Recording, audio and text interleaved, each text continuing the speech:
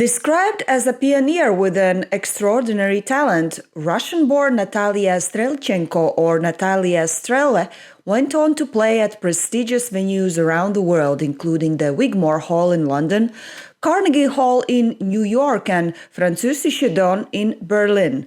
But on August 30th, 2015, her life was abruptly stopped. A police officer enters the apartment and finds her on the floor unconscious with heavy beatings. So who killed this talented piano prodigy? Hello my friends, welcome back to yet another episode on my channel. Be prepared, because this case is very, very horrible. It really literally made my blood boil in anger, because it's about jealousy, about an anger that's hiding behind supposedly being very much in love. And before we start, just a quick reminder, make sure you have subscribed, hit the notification bell, make sure to leave a comment under this video or any other video that you are going to watch or haven't yet watched. Suggest this channel to your friends, share it with your friends because they might be also interested in knowing these stories that I'm telling here on my channel. And there is also a new option to join my membership. And remember, with all of these things, or at least one of these things, you're supporting my channel and making it grow and become better with every time that I'm posting. That's it. Let's jump into the story. So today's story is going to revolve around a young, talented musician. Her name was Natalija Strelchenko, but her stage name, and she was mostly known with the name of Natalia Strelle. So she was born in December 23rd, year 1976 in Russia. Strelchenko grew up in St. Petersburg. So her family consisted of father Vladimir, mother Tatiana, and she also had a sister, Yulia. However, there were some tensions inside the family. It was described that the father was quite dominant and he liked to dominate. However, Natalia was like a little bit rebellious and she was constantly like provoking him and fighting against his dominance in the family. And this is something that characterizes Natalia very well. She would always stand up against somebody who tried to dominate over her, especially if it was a male. And she was always like fighting against anyone who was kind of in her way to her success. And she always was that kind of person who wanted to be independent and on her own. Natalia was a real music prodigy. So by the age of 6, she already started to play piano. And after 6 years, when she was 12, she already was participating in her first professional music concert together with St. Petersburg Symphony Orchestra. After that, her career went just upwards. As I mentioned, she was playing in the most prestigious music venues of the world. I already mentioned, for example, Carnegie Hall in New York. Now, in order to pursue her career, she also had to have some kind of education, obviously, and she was eager to get some education. So she moved to Norway. Her path led to Oslo, and there, in the year 2007, she met a young musician by the name Jon Martin for the first time. So as I said, it was year 2007, and both of them were playing together in some kind of orchestra. At that time, they kind of hit it off, but were not into some kind of romantic relationship because both of them already had their own families. They were both already married at that time. Speaking about marriage, so Natalia's first marriage was not very successful, and in the year 2009, she got divorced. And I think she wanted to start her life from zero and move away from wherever she was living. So she decided to go to Manchester, so from Norway to the UK. From this first marriage, she had a son. His name was Leo, and I suppose the music talent runs into the blood because her son later on became also a very good violin player. But Natalia didn't go to Manchester just because. She also had some job opportunities there.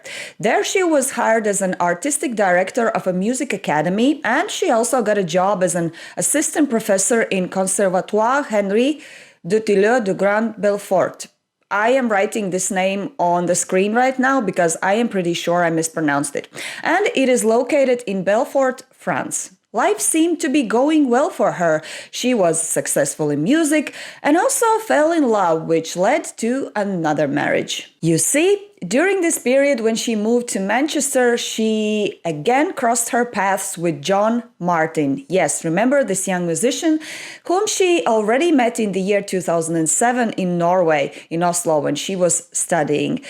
It took a bit of time and they started to become romantically involved. Well, who is this Jon Martin? First of all, he was 10 years older than Natalia.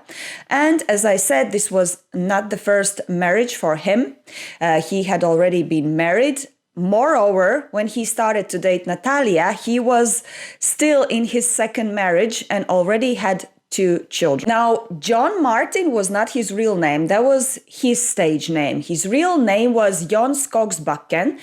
He was Norwegian and he was a graduate of computer science and maths. And he'd been working in Norway in IBM for around 9 years. After working these 9 years in IBM, he suddenly decided that he would love to be a freelance musician.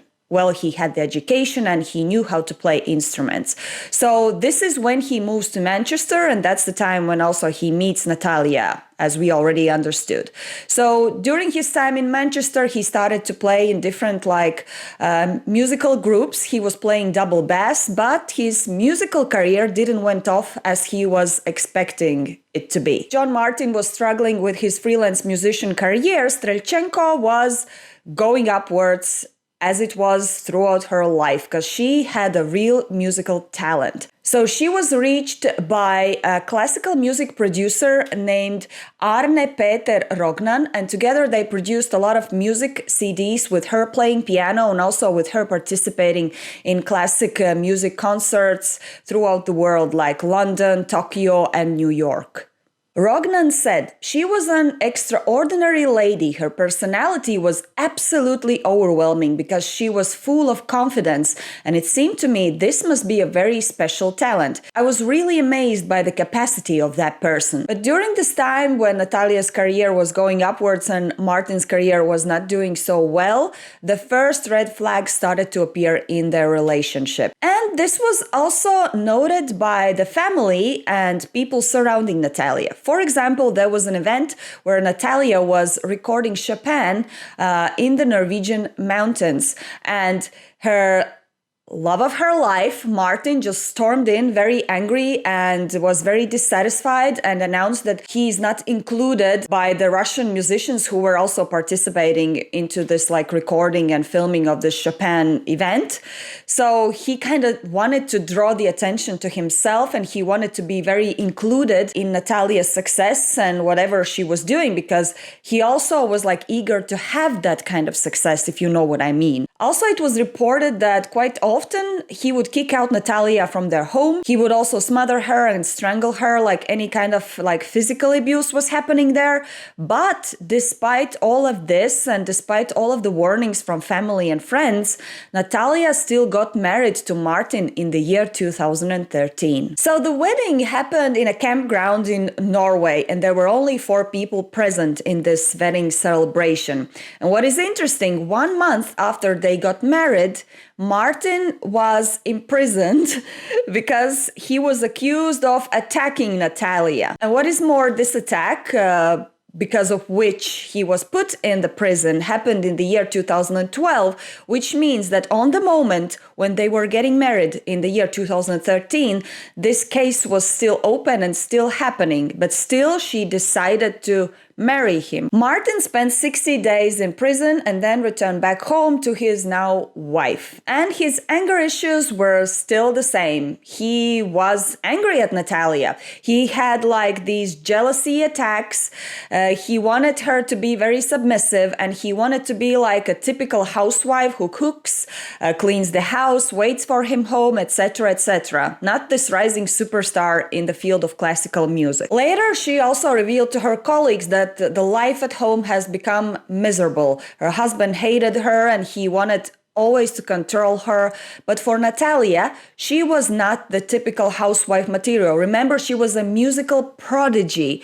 Music meant everything for her. And if anyone would dare to take that away from her, they would just basically kill her in that way. She was not ready to give up her music, and she was not ready to become a housewife just because her husband wants her and just because he's jealous of her success. Can you imagine how egoistic Jon Martin was?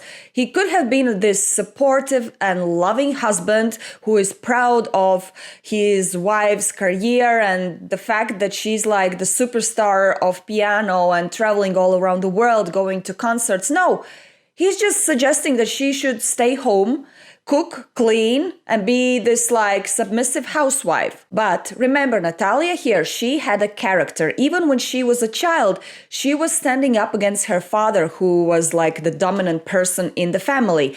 And this was the same case. She was not even bothered about the objections from her husband.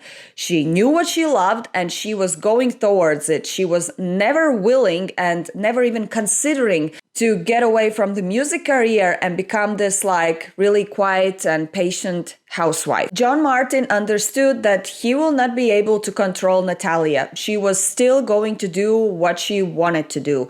And this is when he became more and more violent towards her. He would quite often beat her and strangle her, even when she was sleeping in her bed. But then something changed. She revealed a little secret to her husband. She was pregnant. Now, from one side, it could be considered as a sign that probably you should get together for the sake of the baby, at least. And also, this could be considered as a sign to Jon Martin to be more careful towards Natalia and not be so abusive, because now she's carrying his child in her belly. Well, this is not the case. You know what Jon Martin did? He told Natalia to get rid of the baby, you know, the A word. She actually did it. She got rid of the baby, which is so sad. But yeah, after she did it, the violence even more escalated in their family. Yeah, you might be thinking, how can it be even more? Well, it can. So there was even an occasion described in one of the sources that I read where both of them were in a car. Husband Jon Martin was driving, and then he suddenly pulls the car, stops, and just out of nowhere starts to attack Natalia, strangles her, hits her, beats her, and starts to threaten her, telling that he's going to kill her. Can you imagine how scared she was? Well, obviously, he didn't do that, but this was probably one of the first times when he vocalized the fact that he would love to kill her. Natalia's life outside music was a complete hell, and she also started to fear for her life because obviously her husband starts to threaten to kill her. And she understands that the only way how to get away from this relationship and how to get away from Jon Martin is to escape. And so she starts to plan her escape plan. It is believed that she was planning to escape to France. Remember, she already had there like a part-time job as assistant professor in conservatoire, and she was calling the colleagues there in this French establishment and asking to give her a full position and also relocation. I guess that was her escape plan for the future. Let's move a couple of years forward. The year 2015. It was a little bit before their 2 years anniversary. Can you imagine? She was putting up with this for 2 years. Yeah. And so anniversary is approaching, and her monster husband does not have a clue that her wife is about to escape. August 27th, one of Natalia's friends, the Polish violinist Justyna Zanko, was visiting Natalia. She was also staying in Natalia's apartment because both of the women were involved in some kind of project. So every day they would go to Chatham's School of Music and record some songs and then return back to Natalia's place. And one day when both women were returning back from these recordings, they were welcomed home by Natalia's husband, who looked completely pissed. The evening when allegedly everything started to escalate even more. So Jon Martin would walk around very angry and just seem to be frustrated about all the little details. Like, for example, the food that they were eating was not very good, or the house was not clean, or and to his liking, like everything pissed him off, and he would show it off very obviously, even though there was a guest in their house. In addition, it was said that on that day, Jon Martin was also very much intoxicated. He would walk around the house with a glass of cider or wine, and he got so drunk that at one point he couldn't stand on his legs, and he was so angry that I guess he couldn't handle all of this, and he just dashed out the door and went out somewhere. I don't know, maybe to get some fresh air. After a while, it got quite late, and Justina and Natalia decided to go to bed. It was an exhausting day with recordings and also like witnessing all of this like anger happening within the house with Jon Martin. So they both go to bed. Around midnight, Justina is woken up by a noise and Natalia screaming for help. So the following is going to be according to Justina's words and according to what she witnessed on that night. What Justina saw was, so Natalia and Jon Martin were fighting. He flew on her like a crazy animal, and while they were fighting, they somehow managed to fall and they rolled down the stairs while fighting. When they ended up at the end of the stairs, Jon Martin was on top of Natalia and he was literally punching her face with his fists. After that, he starts to strangle Natalia. And while this is happening, he takes a look up the stairs where the friend Justina is standing, and allegedly he said to her, "I just want to kill her." Natalia's friend Justina runs out the door to get some help and call for police.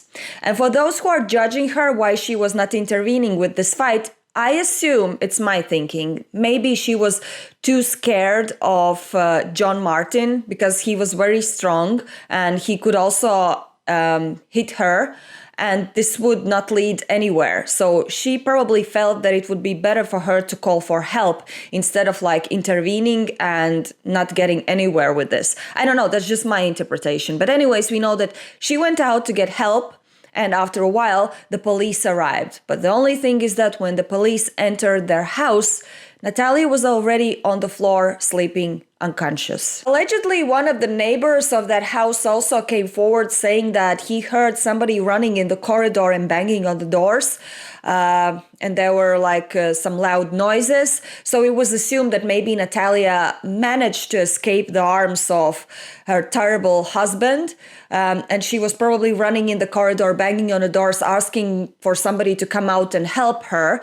And then allegedly, Jon Martin was like catching up with her and just again kicked her or hit her and dragged her back in the apartment where he finished his thing. I don't know if this really happened, it's allegedly, but I can see this literally happening. Unconscious Natalia was brought to hospital, but unfortunately she did not survive. She was only 38 years old, and later on it was concluded that there were at least 70 injuries on her body. Her face was damaged completely. Her facial bones were, I quote, free floating from the rest of her skull, and her jawbone was completely like divided into half. Jon was arrested on the next day. While police were arresting him and reading his rights, he simply screamed, "Please kill me." This moment was caught on one of the policeman's body cams.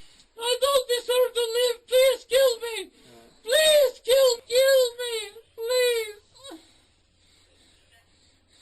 I've no reason to live." Dude, don't be such a pussy. Own your shit. Killing you would be the easiest thing. If you did it, stand up and own your things that you have done.